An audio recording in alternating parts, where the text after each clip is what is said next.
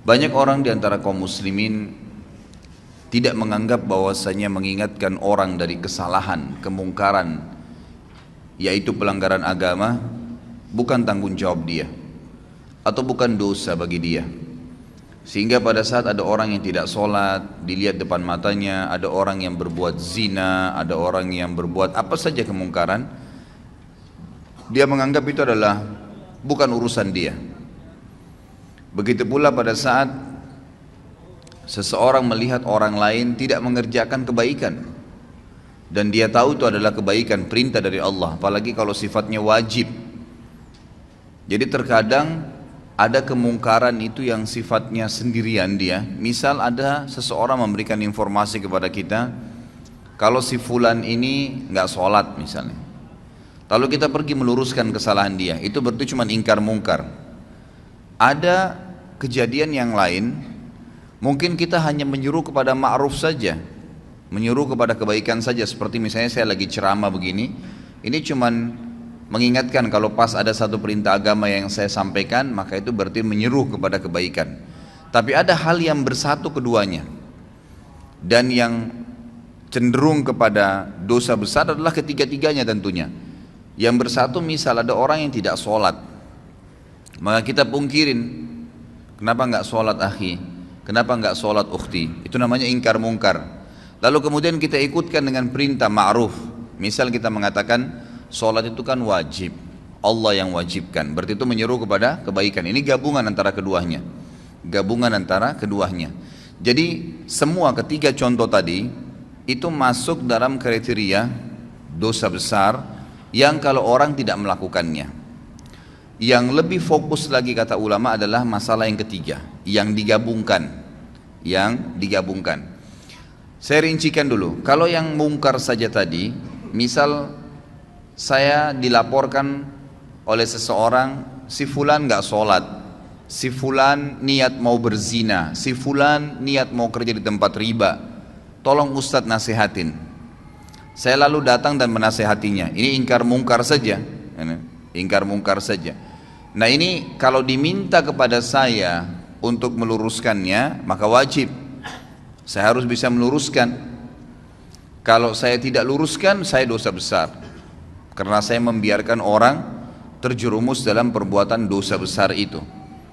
Tapi kalau yang sedang dia lakukan dosa kecil dan saya tidak luruskan, saya tidak ingatkan, berarti saya termasuk melakukan dosa kecil. Kalau menyeru kepada kebaikan, misal kayak ceramah seperti ini, maka ini lebih cenderung kepada hukumnya sunnah, kecuali memang ada satu kasus terjadi, seperti contoh besok Natal misalnya, lalu saya tahu ada kaum muslimin yang melakukan perbuatan ikut-ikutan, lalu saya tidak luruskan, saya tahu itu, saya tidak coba menyampaikan yang ma'ruf, gitu kan, maka berarti perintah agama memerintahkan agar kita merayakan Idul Fitri Idul Adha dan tidak ada hari raya yang lain, mengingatkan kepada ma'ruf. Saya tidak ingatkan, maka saya berdosa besar. Tapi kalau umum saja penyampaian ceramah itu hukumnya sunnah saja kalau dia sampaikan secara umum, gitu kan. Kemudian ada yang gabungan antara ingkar mungkar dan ambil ma'ruf tadi. Seseorang yang sedang tidak sholat di hadapan kita, lalu kita ingatkan, luruskan, lalu sekaligus kita sebutkan fadilah daripada ibadah itu, berarti menggabungkan keduanya. Lebih cenderung Imam Az-Zahabi mengatakan semua masuk dalam kriteria dosa, tapi ada rincian tadi. Cuman kalau digabungkan keduanya, ini sudah jelas dosa besar, mutlak, tidak ada lagi pendapat lain. Misal ada orang depan mata kita jelas-jelas berbuat kesalahan pelanggaran agama, ya, maka di sini wajib bagi kita untuk memungkirinya. Kalau tidak, dan sekaligus menggabungkan dengan ma'ruf, ya, diingatkan. Jadi jangan sampai teman-teman cuma bilang orang lagi berzina, jangan kamu zina, haram dalam agama. Itu nggak cukup.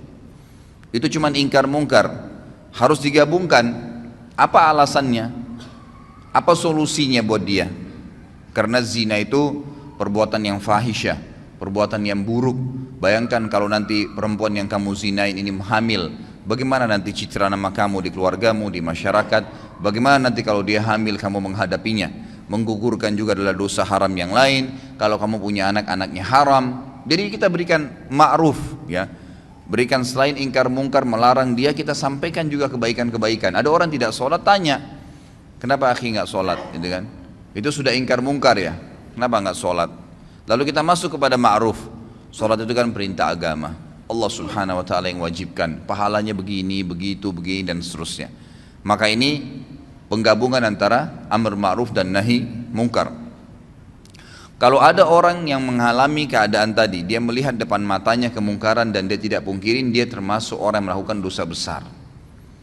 Dan yang lebih berbahaya lagi, selama dia tidak meluruskan kesalahan orang itu dan dia sudah sempat melihatnya, dia tidak memungkirinya sama sekali ya.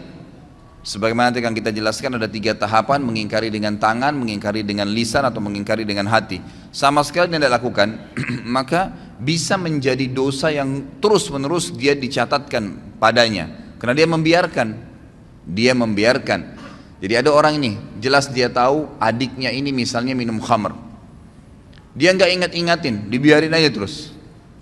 Dia tetap sholat, dia tetap hadir majelis ilmu, tapi adiknya nggak pernah diingatin sama dia, nggak pernah dipungkiri bungkar, nggak pernah juga dikasih ma'ruf, disuruh ganti dengan minuman-minuman yang baik. Allah halalkan susu lebih sehat, Allah halalkan sirup, Allah halalkan madu dan seterusnya.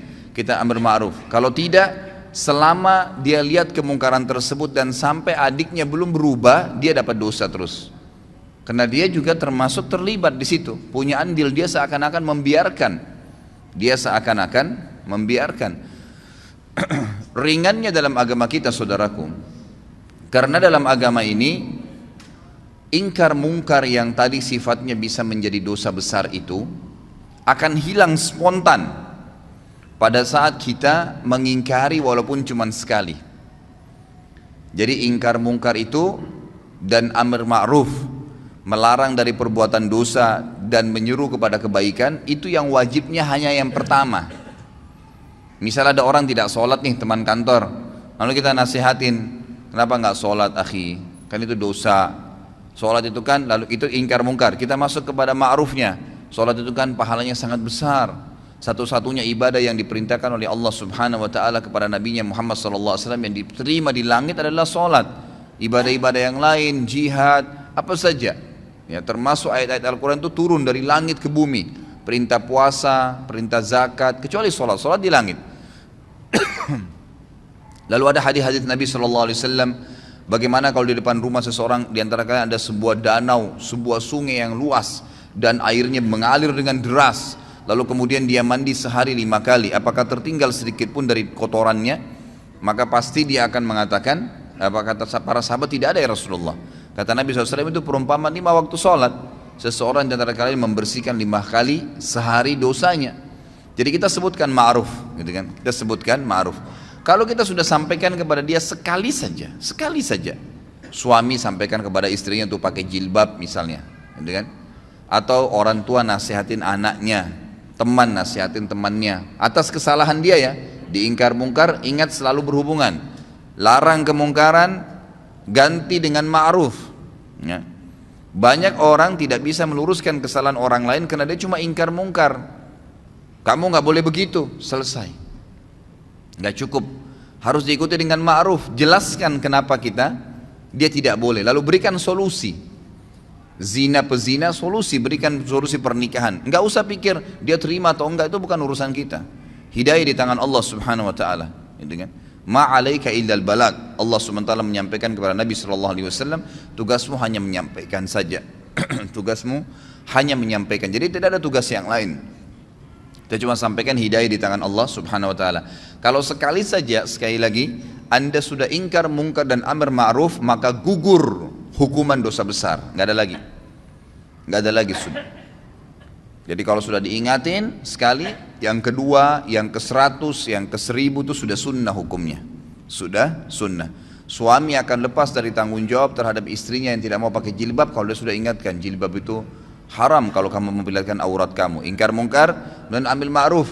Kan kalau kamu tutup aurat kamu itu malah menjalankan perintah agama, dapat pahala. Kamu juga tidak kehilangan apa-apa kok, malah tidak diganggu oleh orang lain dan seterusnya. Maka sudah sekali. Ternyata istrinya masih belum mau lakukan. Dia boleh tetap mengingatkan, mendoakan, tapi minimal dia sudah lepas dari beban hukum nih. Karena hukum ini yang penting ya. Nah, sekali saya sudah cukup. Sekali saja sudah cukup. Saya kasih contoh banyak sekali ikhwah dan akhwat sekalian, kemungkaran. Semoga Allah hilangkan ya. Maksudnya ini bukan dihilangkan total memang.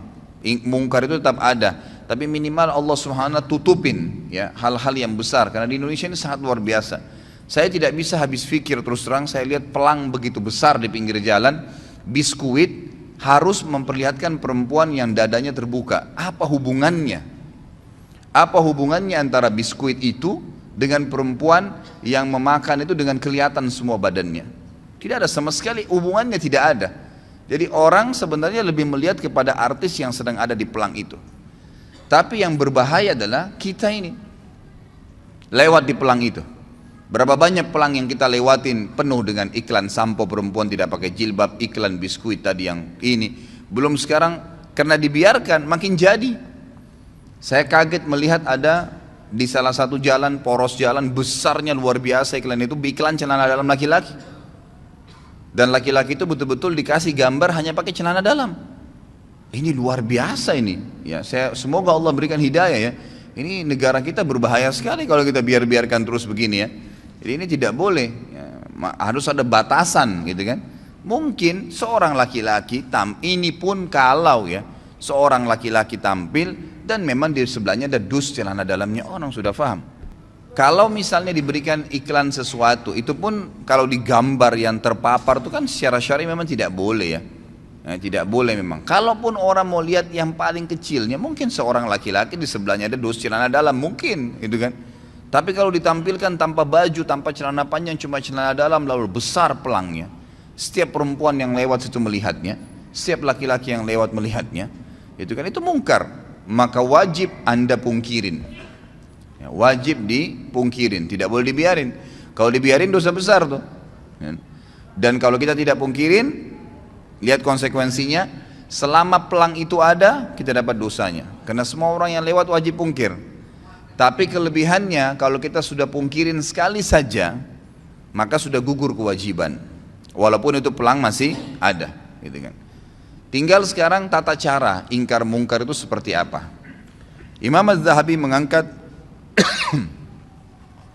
hadis yang sudah masyhur ya, hadis riwayat Imam Muslim, di mana Nabi SAW bersabda, man ra'a minkum munkaran falyughayyirhu biyadihi, fa in lam yastati' fa bilisani, fa in lam yastati' fa biqalbi, wa dzalika adhaful iman. Barang siapa di antara kalian melihat suatu kemungkaran, pelanggaran-pelanggaran agama, maka hendaklah ia segera mencegahnya dengan tangannya. Tangan ini kata para ulama adalah kemampuannya, power yang dia milikin. Misal orang tua kepada anaknya, dia punya wewenang, anaknya lagi mabuk diambil minuman kerasnya misalnya, atau dia tidak memberikan kebutuhannya kalau anaknya masih suka jalan dengan teman-temannya yang nakal-nakal, ditahan sama dia fasilitas, nggak boleh tinggal di rumah kalau emang tidak mau sholat misalnya. Ya memang itu kewajiban dia, dia boleh, dia punya hak untuk itu. Atau atasan kepada bawahannya, kerja di sini wajib pakai jilbab, kerja di sini wajib sholat 5 waktu, yang tidak mau keluar. Sayangnya banyak orang-orang muslim ini, pengusaha-pengusaha yang paling diprioritaskan itu adalah kamu harus datang on time ya. Itu apa nggak masalah. Jam 7 pagi kamu harus hadir di sini, kalau lewat berapa menit saya potong gaji kamu.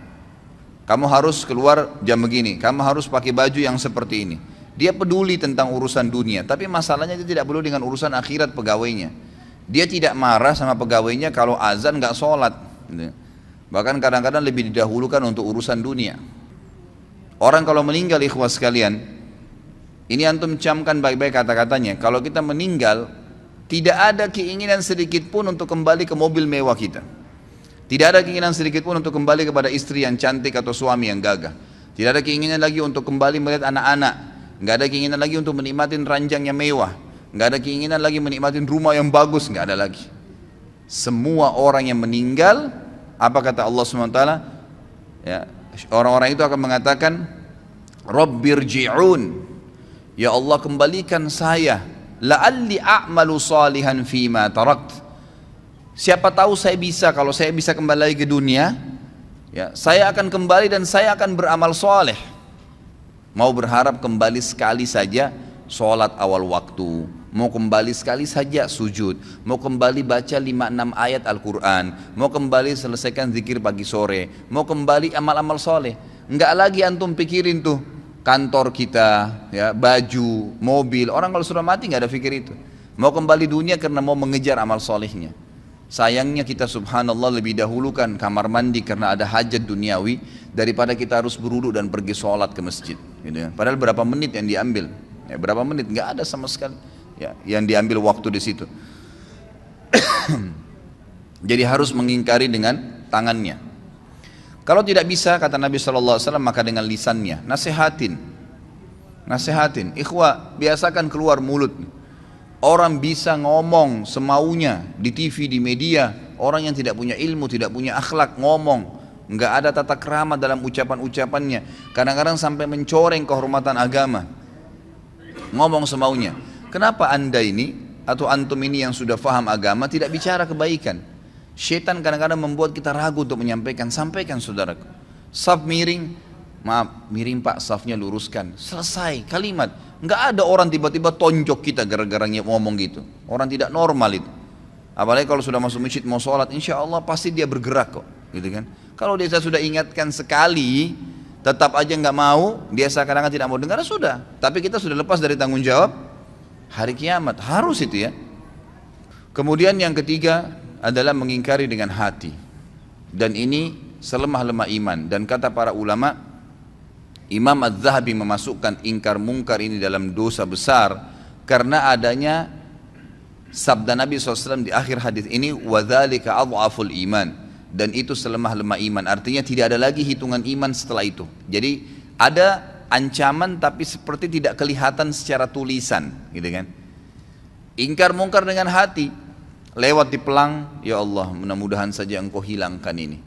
Ya Allah saya tidak senangin ini. Ya Allah berikan atasan saya hidayah. Ya Allah berikan hidayah orang tua saya. Tapi itu selemah-lemah iman. Cuman itu ingkar mungkar juga termasuk.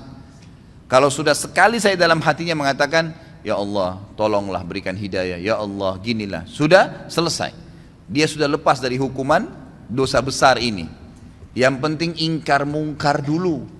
Dan ingat selalu ikutkan dengan ma'ruf, ya.